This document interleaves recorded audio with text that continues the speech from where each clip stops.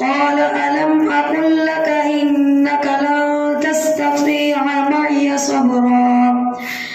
قال إن سألتك عن شيء بعدها فلا تصاحبني قد بلغت من لدني عذرا فانطلقا حتى إذا أتيا أهل قرية استطعما أهلها فأبوا أن يضيفوهما فوجدا فيها جدارا يريد أن ينقض فأقامه قال لو شئت لاتخذت عليه أجرا قال هذا فراق بيني وبينك سأنبئك بتأويل ما لم تستطع عليه صبرا أما السفينة فكانت لمساكين يعملون في البحر فأردت أن أعيبها وكان وراءهم ملك يأخذ كل سفينة غصبا وأما الغلام فكان أبواه مؤمنين فخشينا أن يغرقهما طغيانا وكفرا فأردنا أن يبدلهما ربهما خيرا منه زكاة وأقرب رحما وأما الجدار فكان لغلامين يتيمين في المدينة وكان تحته كنز لهما وكان أبوهما صالحا فأراد ربك أن يبلغا أشدهما ويستخرجا كنزهما رحمة من ربك وما فعلته عن أمري ذلك تأويل ما لم تستطع عليه صبرا ويسألونك عن ذي القرنين قل سأتلو عليكم منه ذكرا إنا مكنا له في الأرض وآتيناه من كل شيء سببا فأتبع سببا حتى إذا بلغ مغرب الشمس وجدها تغرب في عين حمئة ووجد عندها قوما قلنا يا ذا القرنين إما أن تعذب وإما أن تتخذ فيهم حسنا قال أما من ظلم فسوف نعذبه ثم يرد إلى ربه فيعذبه عذابا نكرا وأما من آمن وعمل صالحا فله جزاء الحسنى وسنقول له من أمرنا يسرا ثم أتبع سببا حتى إذا بلغ مطلع الشمس وجدها تطلع على قوم لم نجعل لهم من دونها سترا كذلك وقد أحطنا بما لديه خبرا ثم أتبع سببا حتى إذا بلغ بين السدين وجد من دونهما قوما لا يكادون يفقهون قولا قالوا يا ذا القرنين إن يأجوج ومأجوج مفسدون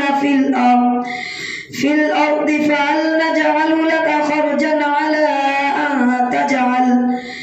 على أن تجعل بيننا وبينهم سدا قال ما مكنني فيه ربي خير فأعينوني بقوة أجعل بينكم وبينهم ردما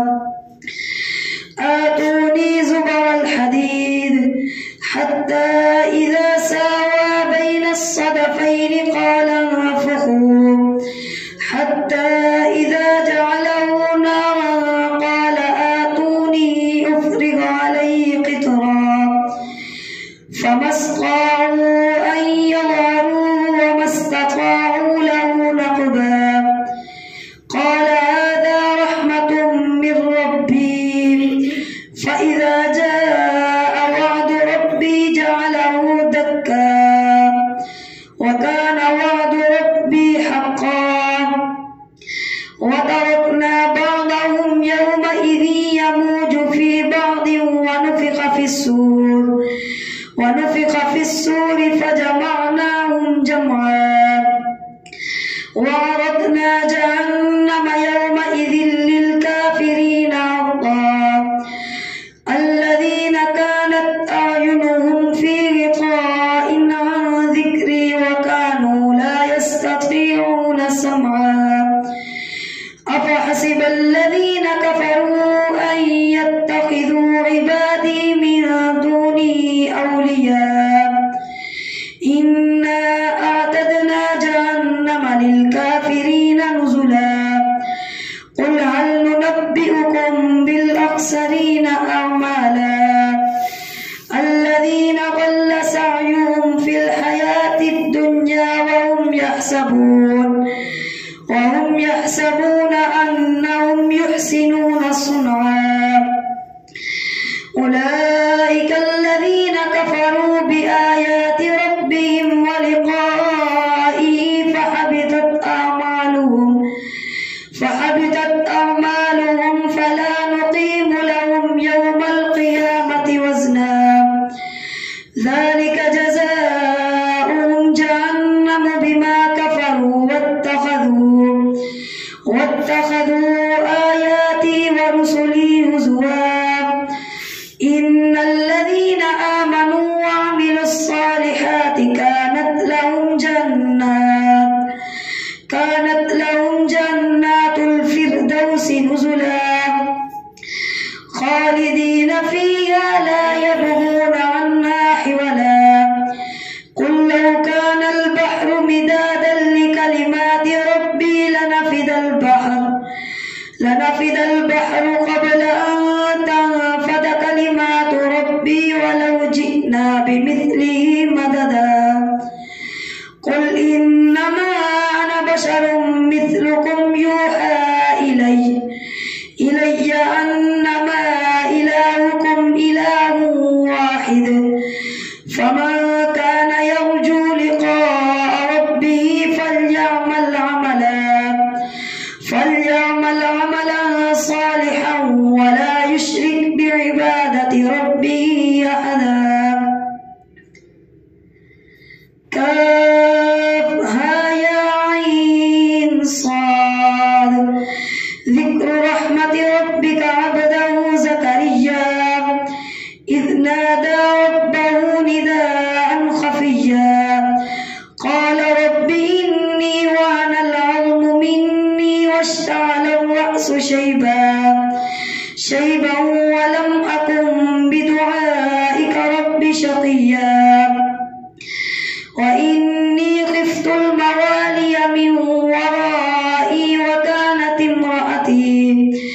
وكانت امرأتي عاقرا فهب لي من لدنك وليا يرثني ويرث من آل يعقوب واجعله رب رضيا يا زكريا إنا نبشرك بغلام اسمه يحيى لم نجعل له من قبل سميا قال رب أنى يكون لي غلام وكانت امرأتي عاقرا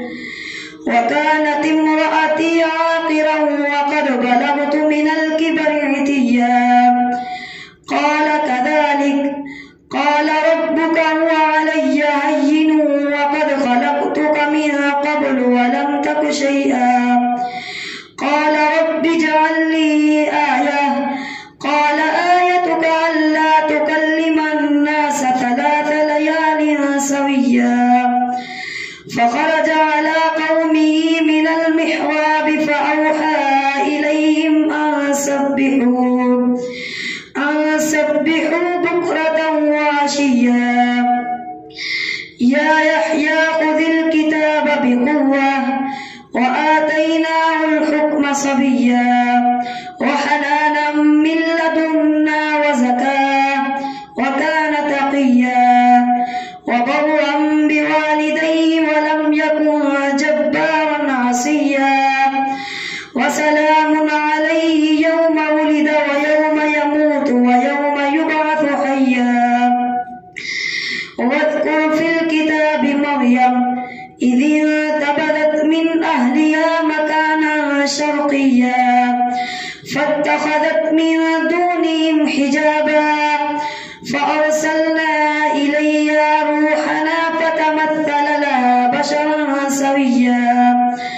قالت إني أعوذ بالرحمن منك إن كنت تقيا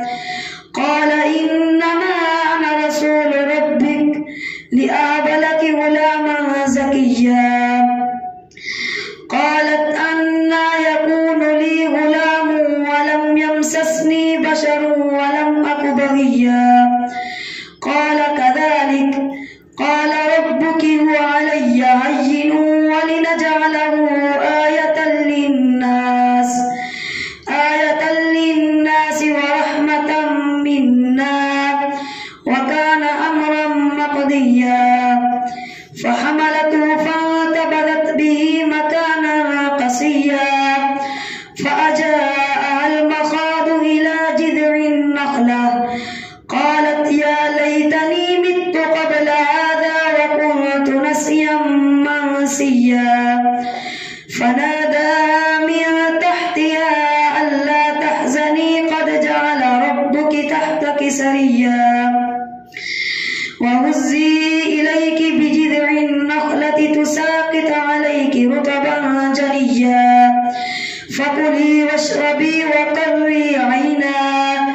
فإما ترين من البشر أحدا فقولي إني نذرت للرحمن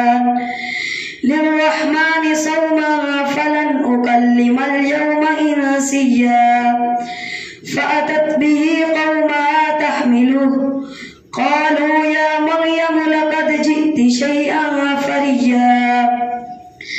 يا أخت هارون ما كان أبوك امرأ سوء وما كانت أمك بغيا فأشارت إليه قالوا كيف نكلم من كان في المهد صبيا قال إني عبد الله آتاني الكتاب وجعلني نبيا وجعلني مباركا أينما كنت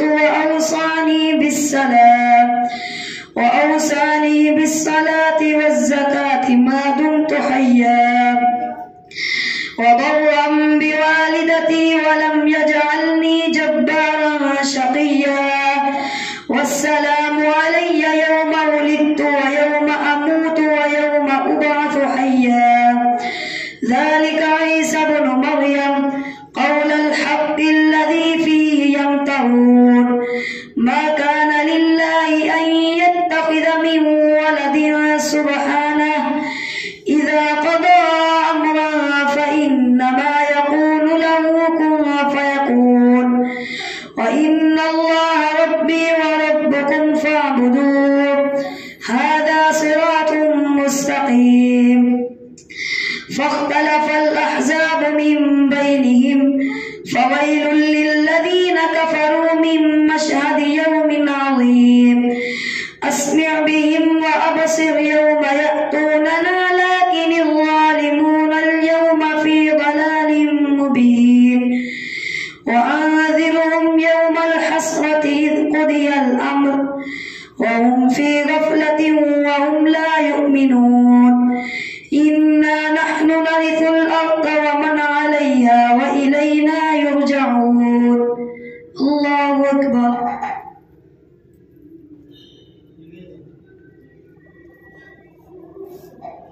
سمع الله لمن حمده الله أكبر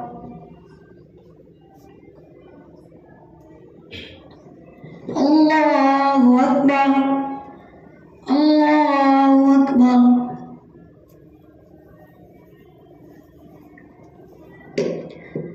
الله أكبر الحمد لله رب العالمين الرحمن الرحيم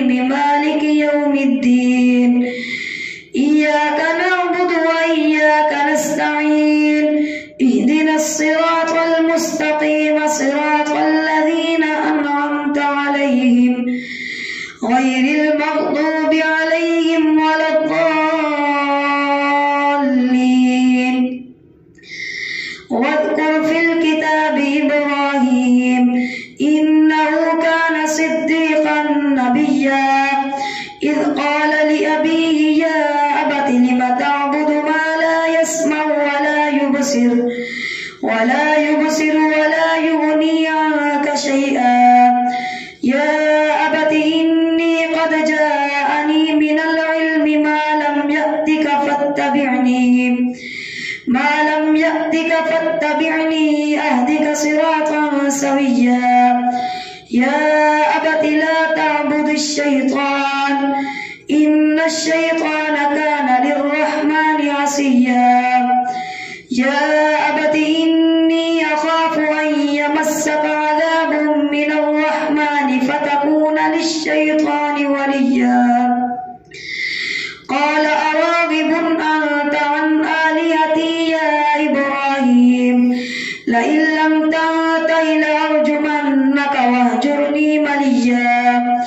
قال سلام عليك سأستغفر لك ربي إنه كان بي حفيا وأعتزلكم وما تدعون من دون الله وأدعو ربي عسى ألا أكون بدعاء ربي شقيا فلما اعتزلهم وما يعبدون من دون الله وهبنا له إسحاق ويعقوب وكلا جعلنا نبيا ووهبنا لهم من رحمتنا وجعلنا لهم لسان صدق عليا واذكر في الكتاب موسى إنه كان مخلصا وكان رسولا نبيا وناديناه من جانب الطور الأيمن وقربناه نجيا ووهبنا له من رحمتنا أخاه هارون نبيا واذكر في الكتاب إسماعيل إنه كان صادق الوعد وكان رسولا نبيا وكان يأمر أهله بالصلاة والزكاة وكان عند ربه مرضيا واذكر في الكتاب إدريس إنه كان صديقا نبيا ورفعناه مكانا عليا أولئك الذين أنعم الله عليهم من النبيين من ذرية آدم وممن حملنا مع نوح ومن ذرية إبراهيم وإسرائيل وممن هدينا واجتبينا إذا تتلى عليهم آيات الرحمن خروا سجدا وبكيا الله أكبر الله أكبر فخلف من بعدهم خلف أضاعوا الصلاة واتبعوا الشهوات فسوف يلقون غيا إلا من تاب وآمن وعمل صالحا فأولئك يدخلون الجنة ولا يظلمون شيئا جنات عدن التي وعد الرحمن عباده بالغيب إنه كان وعده مأتيا لا يسمعون فيها لغوا إلا سلاما ولهم رزقهم فيها بكرة وعشيا تلك الجنة التي نورث من عبادنا من كان تقيا وما نتنزل إلا بأمر ربك له ما بين أيدينا وما خلفنا وما بين ذلك وما كان ربك نسيا رب السماوات والأرض وما بينهما فاعبده واصطبر لعبادته هل تعلم له سميا ويقول الإنسان أئذا ما مت لسوف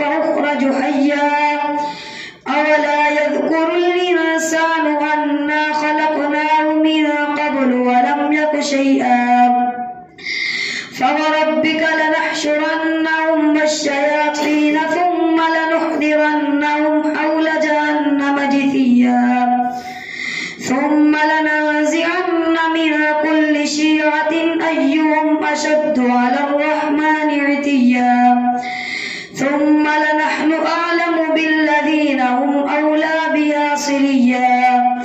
وإن منكم إلا واردها كان على ربك حتما مقضيا ثم ننجي الذين اتقوا ونذر الظالمين فيها جثيا وإذا تتلى عليهم آياتنا بينات قال الذين كفروا للذين آمنوا أي الفريقين خير مقاما وأحسن نديا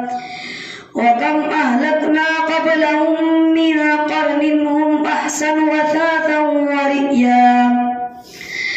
قل ما كان في الضلالة فليمدد له الرحمن مدا حتى إذا رأوا ما يوعدون إما العذاب وإما الساعة فسيعلمون من هو شر مكانا وأضعف جندا ويزيد الله الذين اهتدوا هدى والباقيات الصالحات خير عند ربك ثوابا وخير مردا أفرأيت الذي كفر بآياتنا وقال لأوتين مالا وولدا أطلع الغيب أم اتخذ عند الرحمن عهدا كلا سنكتب ما يقول ونمد له من العذاب مدا ونرثه ما يقول ويأتينا فردا واتخذوا من دونه آلهة ليكونوا لهم عزا كلا سيكفرون بعبادتهم ويكونون عليهم ضدا ألم تر أنا أرسلنا الشياطين على الكافرين تهزهم أزا فلا تعجل عليهم إنما نعد لهم عدا يوم نحشر المتقين إلى الرحمن وفدا ونسوق المجرمين إلى جهنم وردا لا يملكون الشفاعة إلا من اتخذ عند الرحمن عهدا وقالوا اتخذ الرحمن ولدا لقد جئتم شيئا إدا تكاد السماوات يتفطرن منه وتنشق الأرض وتخر الجبال ودا أن دعوا للرحمن ولدا وما ينبغي للرحمن أن يتخذ ولدا إن كل ما في السماوات والأرض إلا آتي الرحمن عبدا لقد أحصاهم وعدهم عدا وكلهم آتيه يوم القيامة فردا إن الذين آمنوا وعملوا الصالحات سيجعل لهم الرحمن ودا فإنما يسرناه بلسانك لتبشر به المتقين